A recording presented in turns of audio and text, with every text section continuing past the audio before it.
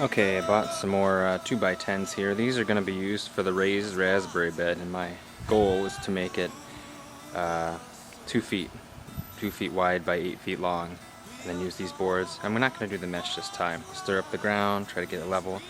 And I was debating about what to do for the end posts. I could do 4x4 posts, or actually what I'm thinking of is using these 6-foot tall steel fence post things and stick them in the ground about a foot so they're 5 feet, and then run this galvanized wire between them to hold the raspberries so they can lean against it. So that's my goal, about a 2 foot by 8 foot box raised to help the roots and the drainage, and also to kind of contain them from spreading out of control, and also to keep the moisture in.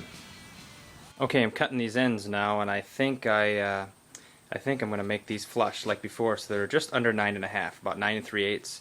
And I think I'm going to do the 2 feet wide by the 8 feet long and put the end boards inside it, so we'll give it a shot. Okay, just like before, we're going to drill a couple holes to the post on this side, pre-drill everything with that 9/64 bit, and then on this side two holes for the post and 2 holes for the end. If you look at it, we're kind of getting the look of like a feeding trough or a coffin or something, but we'll get these holes drilled and then put the screws in.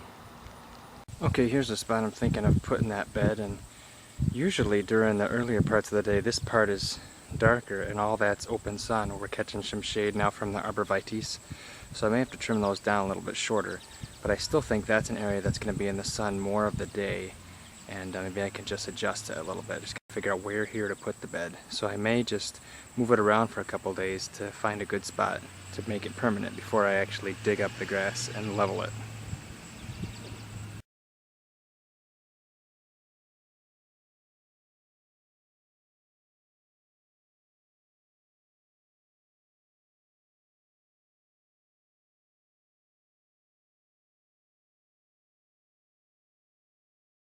I'm going to work to see about leveling this area where this bed is so it can sit flatter. Okay, I used a hoe and a shovel here to chop up and kind of carve along the edge. Rather than dig up the whole bed, I can probably just dig where the wood's going to sit and then just work on the inside of the box. Okay, now it's all set. This time I used about 13 bags of dirt for this box. It is 2 feet wide, 8 feet long, and I used 2x10s treated boards and 4x4s for the corner posts. So I mixed some composted manure in the bottom, then some topsoil mixed in with it, and then some peat moss and a little potting soil, and then kind of mixed them all together. So now I just need to add the plants in here and my external staking system. Somehow it's going to be about 5 feet tall to help the raspberries have something to lean on. So here's kind of an end shot of it too, and I'm going to have to probably trim a few tree branches to help the sun with it. Okay, one other thing I did is you can see these specks in here. I just sprinkled some soil acidifier in there. This is what I use for the berries to keep the pH lower, but I know raspberries need a little bit lower pH, so I sprinkled a little bit in there, not heavy, and I'm going to mix in with a rake before I start transplanting the pots. Okay, here's my little demo setup to have the 4 plants here, getting my spacing right. Now this one I just have that cottage cheese container because that bigger one is up by the house and it's like 6.5 feet tall and there's nothing for it to lean on, so I'm gonna have to wait till I get the end supports built, then I can throw them on. But we got 2 heritage raspberries and then a latham, and the one up by the house is a latham also. So we'll get those in there, put some nice organic fertilizer mixed in around them, and then some pine bark mulch, and then we'll transplant the big one when I get the end supports ready, so that way it won't just fall on the ground. Okay, here's most of the bed set here. It's about a little after 3 in the afternoon, and you can see it's in full sun. And I got the 3 plants in here with some mulch, so I need to add the tall plant by the house, but I should probably get the end supports done first so that it'll hold to the plant better. Okay, I got the first post banged in a little bit. I may have to adjust the height a little bit, but as you can see, it's one of these steel fence posts. What I did to help is I put the little spade shovel here the flat way at first, right, butted up against it and shoved it down a little bit, and then I turned it this way, so that way it would help me pounding in these posts, and to keep me from destroying them, well, I used a sledgehammer, and then I just put a a block of wood on top, and I was beating on this block. And then this is the side that was on the post. So here's one in. Hopefully the goal is about 5 foot tall. I'll get it in, and then we'll do that with the rest of them, and then figure out what width to make the crossboards. Okay, I got 2 of those things banged in. It takes a little while to get them beaten in, so now for the other end. Okay, now the end supports are all in, both ends. And to measure here, they're about almost 51 inches from the top of the box.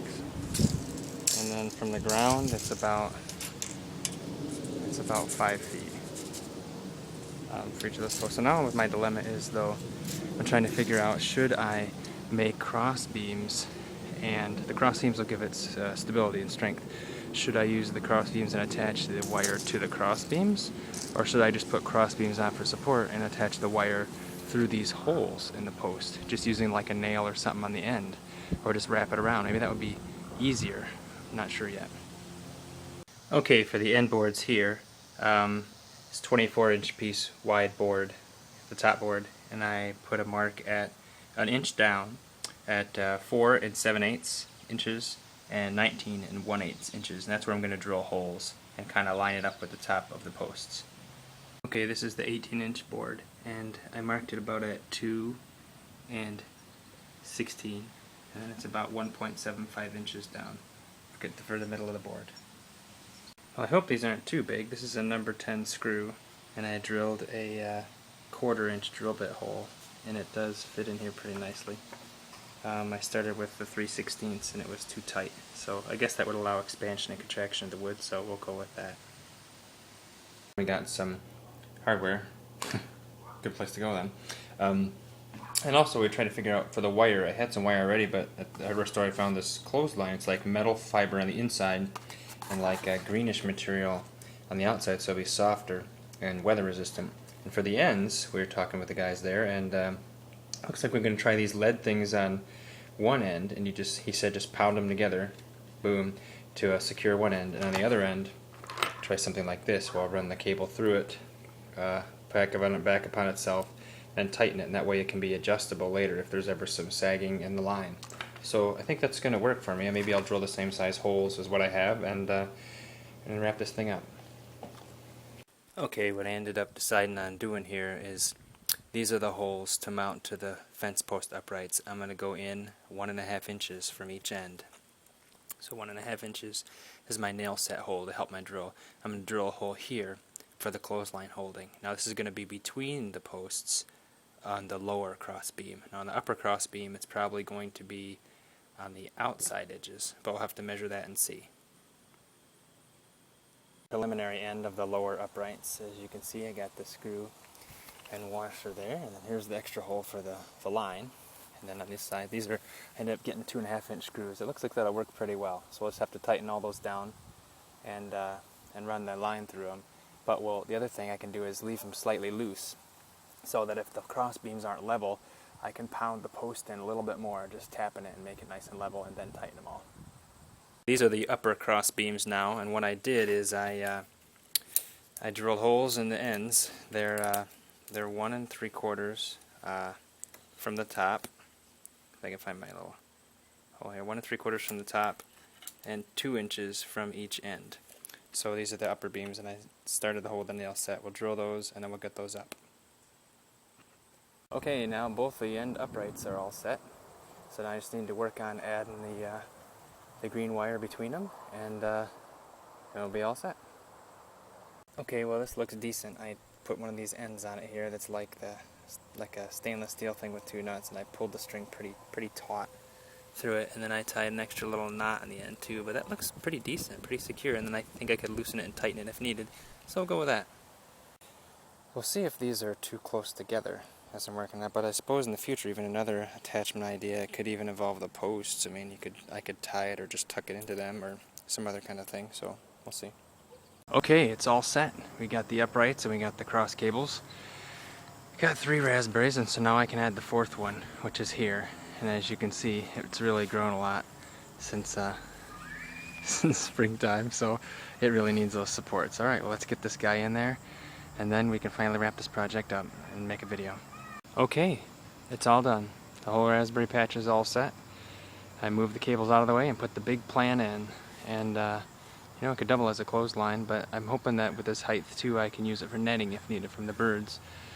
But now we've got two heritage raspberries right there, a Latham raspberry and the old Latham raspberry, which was so huge I cut about 2 feet, 3 feet off the top of it so I could just work with it, and it was in a big pot, so the ground is kind of raised there. But yeah, I think that will work well. Hoping that will do the trick, and we'll see what we get next year raspberry wise. Thanks for watching.